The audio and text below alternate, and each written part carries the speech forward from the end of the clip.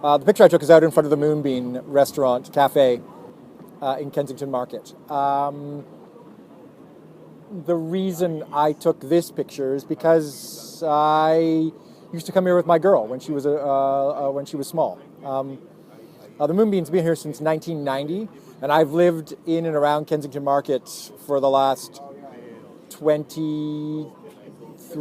years. I was actually born here as well. I was born about 2 blocks from here, over at Toronto Western Hospital.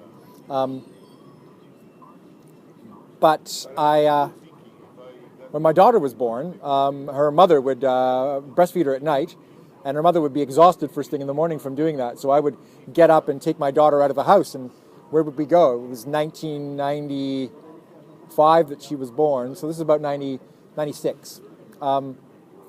96, 97. So we go on a little tour around wherever we go. I have a car, believe it or not. I live in Kensington Market, and I own a car, which is just totally ridiculous. But we used to come here because at that time you could still smoke in restaurants, which was really strange if you think about it now.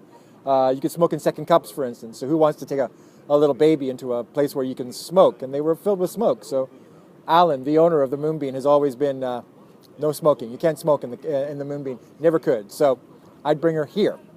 And we would have I'd have a coffee, she'd have something to eat or a little juice of some sort, and we'd spend time here very, very early in the morning.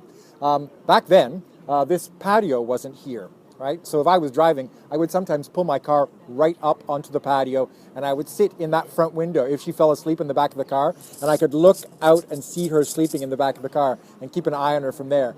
I don't know if you've ever actually picked up a baby when it's sleeping, but you don't want to. You want to let babies sleep, right? Little kids, you want to let them have as much sleep as possible. So I used to actually pull right up and park right in front of this place. So I would describe the market as being it's a great place for entry-level capitalism. It's a great place to start selling stuff, right? Because that's its history. The turn of the last century, there were this was an area that was known as the Jewish market. And it catered to specific needs of a community. It was affordable, and the market started by people just sort of selling things on their front step. The canopies, they put a canopy out front and start selling things off the front. That's where it started. So it's a little anarchic. It's not like your planned shopping mall. There's nothing sort of 1950s planned about it. It's an urban planner's nightmare, really.